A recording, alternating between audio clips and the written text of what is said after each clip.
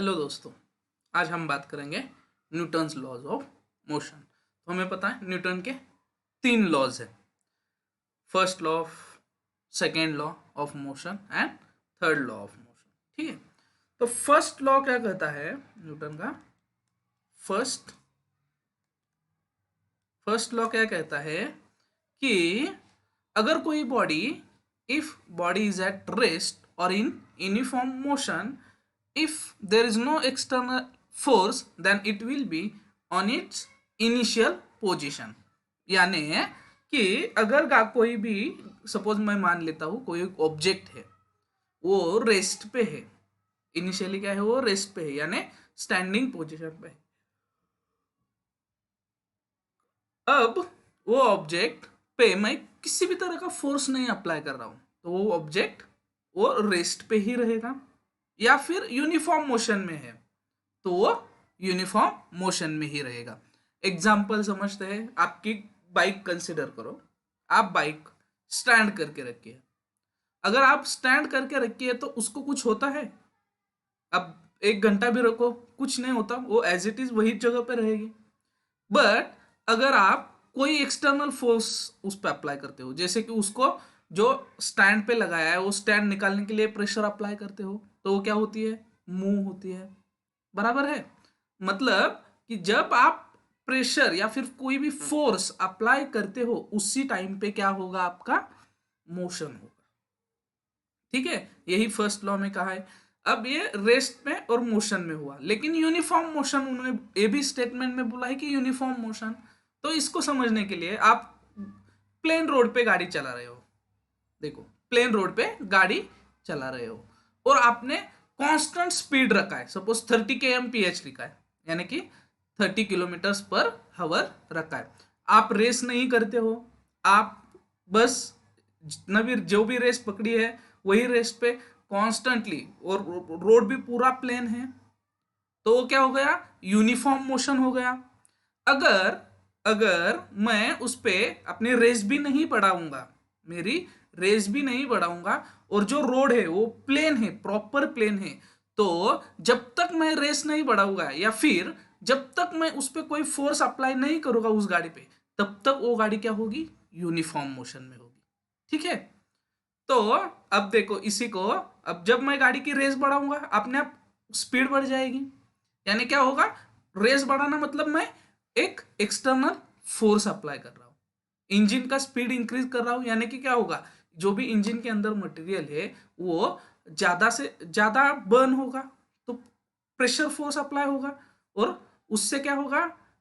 Engine का speed बढ़ेगा तो गाड़ी का भी स्पीड बनेगा। यानी कि अगर मैं फोर्स अप्लाई करूंगा तो क्या होगा? वो मोशन में आ जाएगी।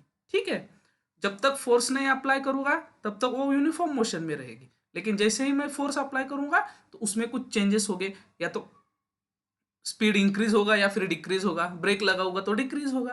ठीक है, अब second law of therm second law, Newton's second law. तो सेकेंड लॉ हमें क्या बोलता है कि अगर कोई भी ऑब्जेक्ट पे कितने भी फोर्स अप्लाई हो रहे हैं, then the resultant of all the forces will be equals to, the resultant of all forces will be equals to rate of change of movement, will be equals to rate of change of movement। suppose force apply, total sum of all the forces acting on body F है, तो ये क्या होगा?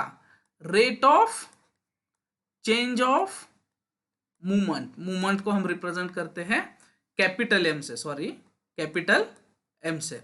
और movement in case of linear motion movement क्या होता है? m into फी, यानी कि mass into velocity.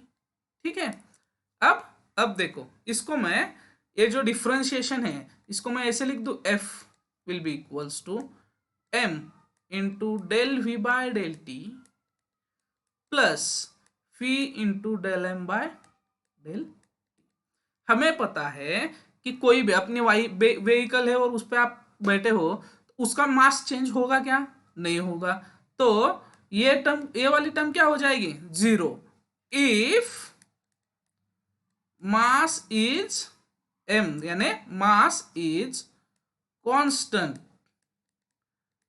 Mass is constant, तो उस केस में फोर्स क्या होगा, F is equals to m into dv by dt। हमें पता है dv बाय dt क्या होता है, dv बाय dt क्या होता है, एक्सेलरेशन होता है, rate of change of velocity क्या होता है, एक्सेलरेशन, तो ये क्या आ जाएगा m into a, force equals to m into a. But हमें मैक्सिमम टाइम्स ये वाली इक्वेशन जरूरी होगी, force is equals to rate of change of momentum, फिर F equals to m dv by dt plus v dm by dt। इस पे हम examples भी देख लेंगे, ठीक है। उसके बाद आता है अपना third law, third law of, third law क्या कहता है, every action there is equal and opposite reaction, every action there is equal and opposite reaction. इसका मतलब क्या हुआ कि अगर मैं किसी भी ऑब्जेक्ट पे फोर्स लगाता हूं तो वो ऑब्जेक्ट मेरे पे भी उतना ही फोर्स लगाएगा, ठीक है। इस बात को समझ लेते हैं। अगर आप कोई भी टिफिन बॉक्स है आपका, आप टेबल पे रखते हो, तो उसका कुछ वेट होगा, टिफिन बॉक्स का मास इंटू एक्सेलरेशन वेट होता है, जो भी वेट है वो क्या किस पे अप्लाई होगा, वो जो आपका टेबल है जिस पे आपने रखा है, तो ये टेबल क्या करेगा, उतना ही फोर्स उस टिफिन पे लगाएगा। अगर अगर मैं मान लेता हूं कि टेबल जो है उसकी कैपेसिटी उतना फोर्स लगाने की नहीं है, तो उस केस में क्या होगा, वो टेबल ब्रेक हो जाएगा, ठीक है। तो अगर वो उसकी कैपेसिटी नहीं है, मतलब इक्वल एंड अपोजिट रिएक्शन नहीं लगा पा रहा है, इसलिए वो ब्रेक होगा। अगर वो लगा पा रहा है तो वो सस्टेन होगा, ठीक है। जैसे हम एक दूसरे को देखो जकड़ के रखते हैं, जो क्या कहते हैं उसको, हम एक दूसरे को पुश करते हैं ना, तो कुछ टाइम तक तो वो पुश नहीं होता है, अपने सामने वाला बंदा पुश नहीं होता, क्योंकि वो भी हमें रजिस्ट करता है, हमने जो उस पर फोर्स अप्लाई किया उतना ही फोर्स वो हम पे लगाता है, बट हम उससे भी ज्यादा फोर्स लगाए तो ही वो उस जगह से हट जाएगा, ठीक है। तो ये है third law of motion, every action there is equal and opposite reaction. यानी कि अगर मैं फोर्स F लगाता हूं, फोर्स F कोई भी ऑब्जेक्ट पे लगाता हूं, तो वो ऑब्जेक्ट मुझ पे क्या करेगा, -F amount of force apply करेगा। यानी मैं इधर से F फोर्स लगाऊंगा तो वो ऑब्जेक्ट मेरे पे इस डायरेक्शन में F फोर्स लगाएगा, ठीक है, ठीक है। अब देखो कुछ एग्जांपल्स है जिसमें हमें जरूरी है second law of second law of motion. तो यहाँ पे देखो, a balloon has a mass given, क्या क्या गिवन है देखो, a balloon having a mass of 10 ग्राम। अब 10 ग्राम मास दिया है, यानी कितना होगा ये in terms of KG, always आपको क्या करना है, उसको एसआई यूनिट्स में ही लिखना है, तो आपका आंसर सही हो जाता है। कितना होगा 10 केजी, यानी 0.001 केजी होगा, सॉरी 10 ग्राम, यानी देखो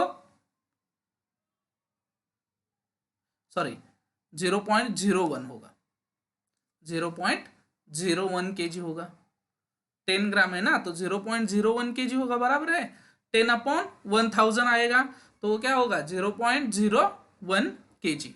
मास कितना है अपना 0.01 केजी। फिर देखो, द एयर स्केप्स, बलून है उसके अंदर एयर भरा है इतना, scapes at a uniform rate, तो उन्होंने क्या बोला है, वेलोसिटी क्या है यूनिफॉर्म, यानी कि कांस्टेंट वेलोसिटी है, कितनी 3 सेंटीमीटर पर सेकेंड।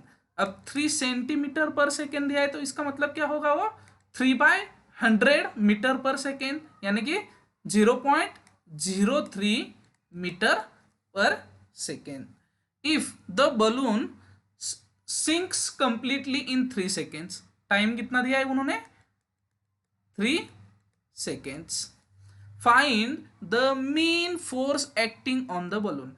हमें क्या करना है, फाइंड करना है फोर्स, फाइंड फोर्स। ठीक है, हमें पता है F इज इक्वल्स टू क्या होता है, d by d t of m into, यानी कि m d v by d t plus v d m upon, but इस केस में क्या किया है, यूनिफॉर्म वेलोसिटी यानी कांस्टेंट वेलोसिटी, तो ये टर्म क्या हो जाएगी, जीरो। तो अपना फोर्स कितना आएगा, फोर्स आएगा v d m upon d t. Completely सिंक्स बोला है, यहां पे देखो सिंक्स कंप्लीटली बोला है ना, इसका मतलब क्या होगा, मास फाइनल कितना होगा, जीरो होगा, फाइनल मास कितना होगा, जीरो होगा। ठीक है, तो ये क्या आ जाएगा, वेलोसिटी हमें पता है कितनी है, वेलोसिटी उन्होंने दी है 0.03 मीटर पर सेकेंड इनटू डीएम यानी कि change in mass, that is final mass minus initial mass. Finally zero, initially it is 0.01 kg upon time, time is 3। So देखो यहाँ पे फोर्स क्या आ जाएगा, F equals to 0.03 into minus 0.01 upon 3। तो ये थ्री कैंसल हो जाएगा, तो ये क्या हो जाएगा, टोटल फोर्स 0.01 इंटू 0.01 माइनस 0.0001।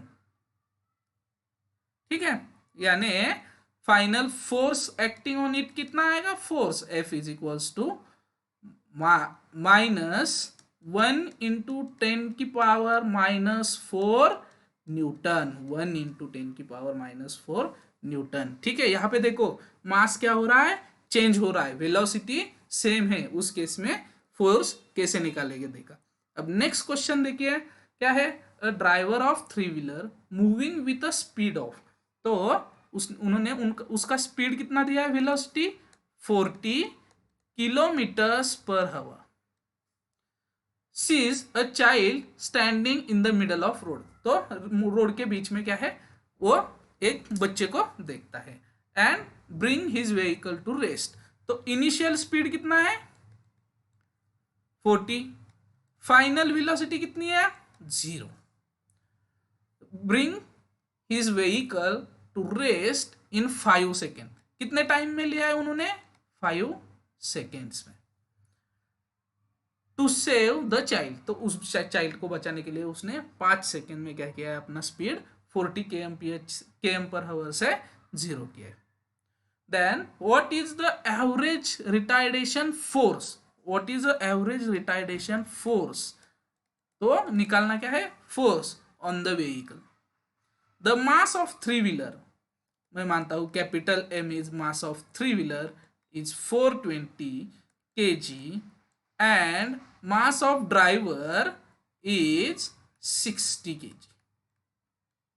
ठीक है, अब देखो इनिशियल वेलोसिटी क्या दिया है, इनिशियल वेलोसिटी है 40 kmph, तो मैं उसको मीटर पर सेकेंड में कन्वर्ट करता हूं, तो क्या होगा, इंटू km है तो 1000 बाय 3600, ये 00 चला जाएगा, तो ये देखो 4, ये क्या होगा 400 अपॉन 36, तो 4 से डिवाइड होगा तो 100 अपॉन 9 आ जाएगा। ठीक है, ये आ गई वेलोसिटी इनिशियल। तो हमें पता है F क्या होता है, F इज इक्वल्स टू क्या होता है,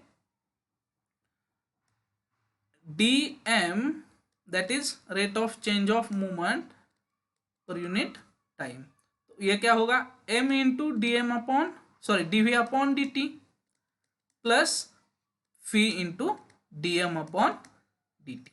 but here mass of vehicle is not changing, mass of driver is not changing, both mass of both of them is same, so this term will be 0, this term will be 0। तो next क्या होगा, next क्या होगा, मास, force क्या आएगा फिर, is equals to dv upon dt, m dv upon dt। तो m कितना आएगा, पहले तो उसका मास प्लस व्हीकल का मास, व्हीकल का कितना है 60 इंटू dv, तो फाइनल वेलोसिटी कितनी है 0, इनिशियल वेलोसिटी कितने आ गई अपनी 100 अपॉन 9 अपॉन टाइम, तो टाइम कितना दिया है उन्होंने 5 सेकेंड्स में उन्होंने कार को रेस्ट पे ले आए, ठीक है।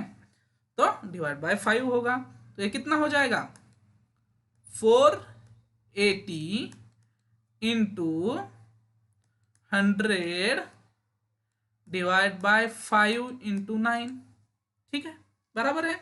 बट ये माइनस में होगा, तो देखो 5 2 जा 20, तो ये क्या होगा minus 480 into 20 divide by 9, divide by 9, तो कितना हो जाएगा देखो 480